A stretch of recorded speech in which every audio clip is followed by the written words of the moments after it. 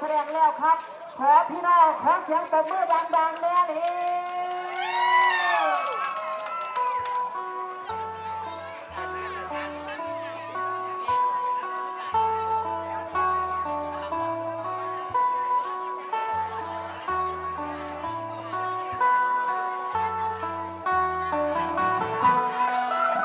สุดทางบางคนเลยเปิดไปเมื่อคณะ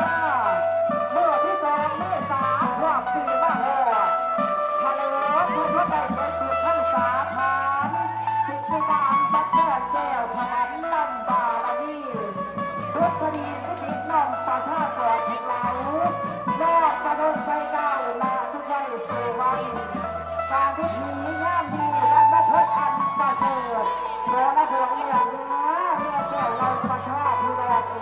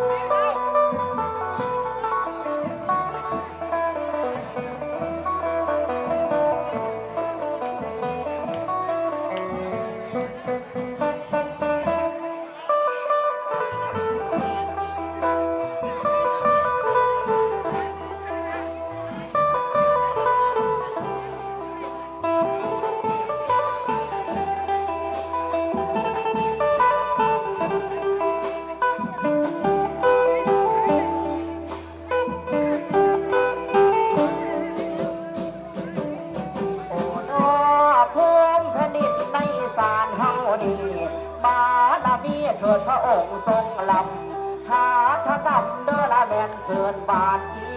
สานนี้น้อให้ยังยืนน้อท่านเอ๋ยท่านเอ๋ยท่อแท้ไม่มัดไล่เถื่อนพาผ้าเมตตาย่อยกเสริมทรงท่านพระองค์ทรงเผยแผ่ให้ไทยใดเลือทั่วแดนโนไทยมีนาแผ่แล้วถ้าส่งแง่งานสุดเพิ่นบานเทียนกันดาษนำมาเผยแผ่ทรงดูแลประชากรไทยฝ่าป่าสะอาดเสือเด้อให้อยู่ดีบุญไทยเฮาเอ๋ยของเฮานี่นะ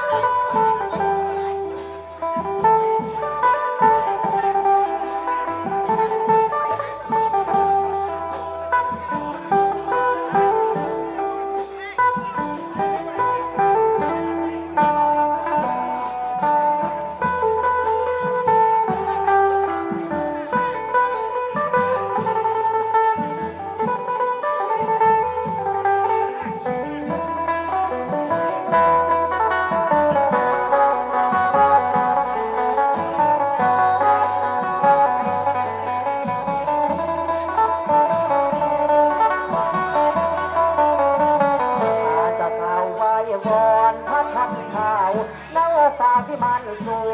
วงเราผสมคำพวงส่งพวงหา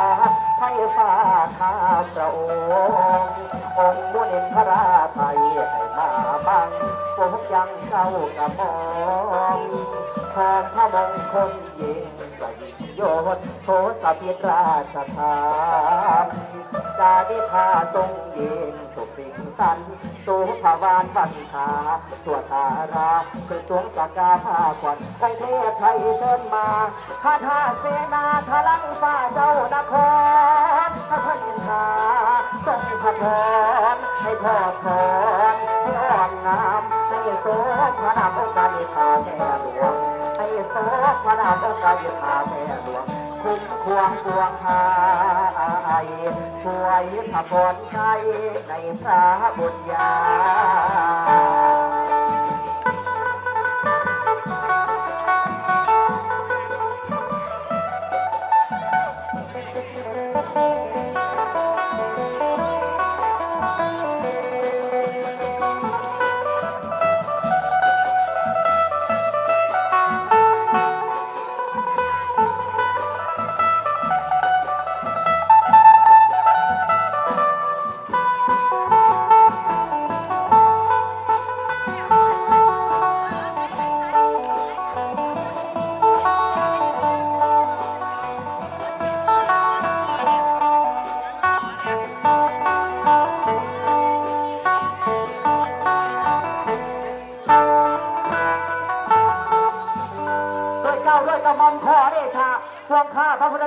ลานชาวคณะหมู่18ขอพระองค์ทรงพระเจริ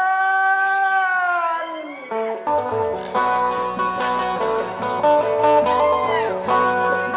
พี่น้องเอ๋ยลูกที่ขอก้าวตายสืบตำนานเอาบุญใหญ่บุญดังไฟบันไดเด้อพี่น้องสิมาพาได้รับชมซึ่งเลือดดำคือข้ามวาประเพณีเอาความดีเป็นแนวทางสืบสานดำลงไว้บุญบังไฟตะข้าวกีประเพณีมีแต่เหมือนบอกเชิญชวนทุกหมู่บ้านเอาบุญเทเฮประชันสังเหลียวพี่น้องเอ๋ยพี่น้องเอ๋ย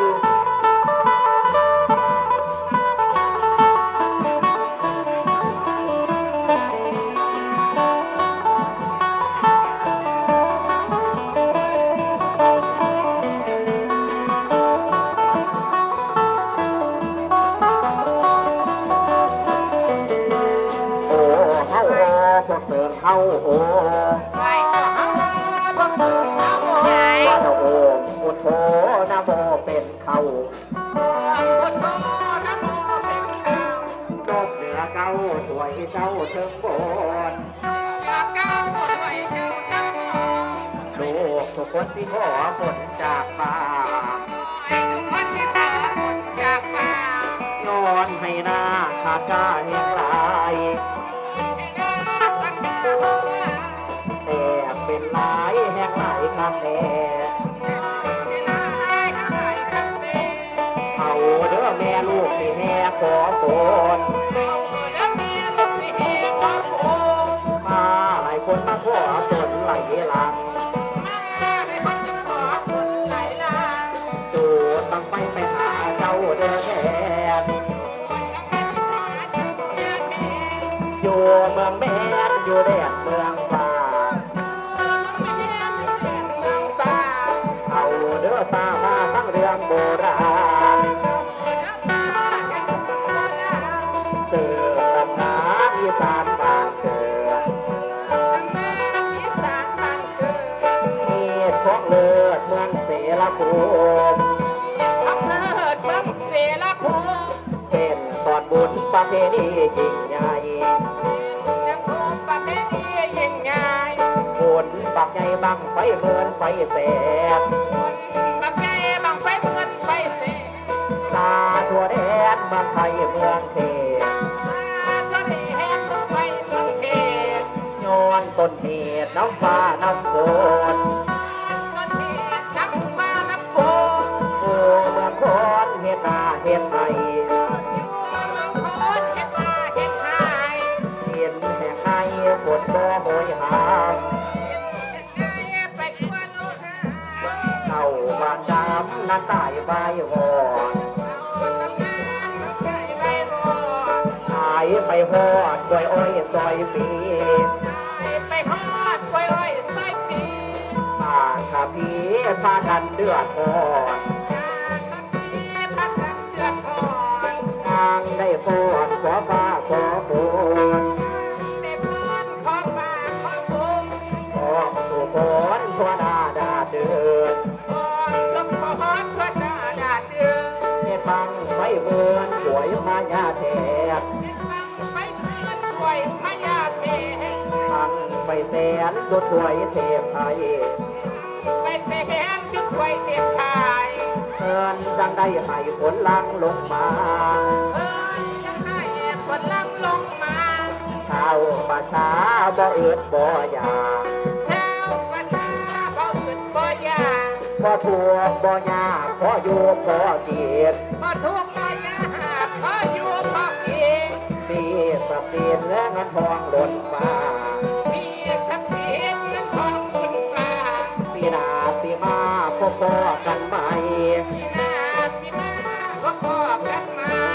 ขอลาไปแค่เพียงพอดี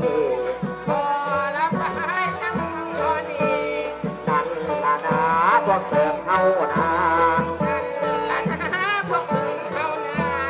นั่นล่ะนะพวกเสริมเฮานะเรียบเรียนมาสอนโยยอดเอาบุญตั้งใจดังกันเด้อพี่น้องเฮาเด้อนี่แหละพี่น้องเอ้ยเพื่อนมาส่งบ้างฟ้ามีตาแด ดินสุดพ่อฟ้อนกินเหล้าแล้วข้าฟ้อนสักแล้วพี่น้องเฮา